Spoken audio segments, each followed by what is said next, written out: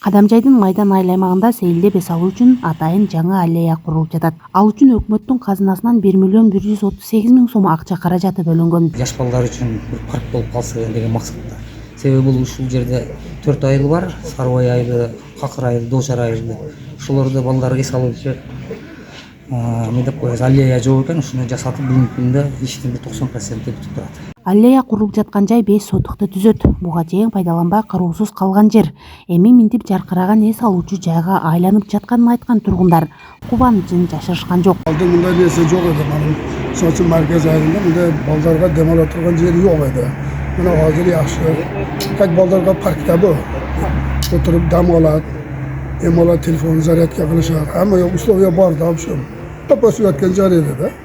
Мына көрүм аны пайдалуу нерсе болду. Молодец, өкмөт ушундай нерсени кылып койду. Майдан айыл аймагында жаштарды спортко тартуу үчүн бир топ иштер аткарылууда. Айтсак, айырбас бокс залынын эмеректери жаңыланып, спортчулар үчүн шарт түзүлгөн. Шарт жок болчу, биз мектептен келип эле үйдө эле жатып, тренировка кылган спорт залга келгибиз келген.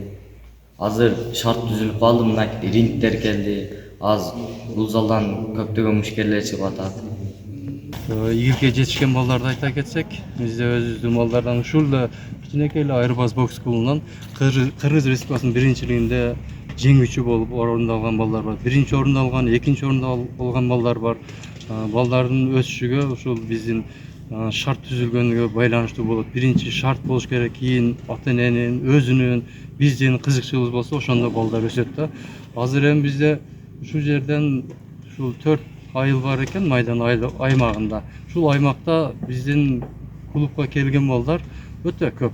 Айырбас бокс залында 60 спортчу бар, анын 8-и кыздар. Жаштарга түзүлүп жаткан шарттар жаркын келечек түзүүнү шарттайт дейт өкмөт башчы. Ажамал Мырзадолот кызы, Салам медиа, Баткен.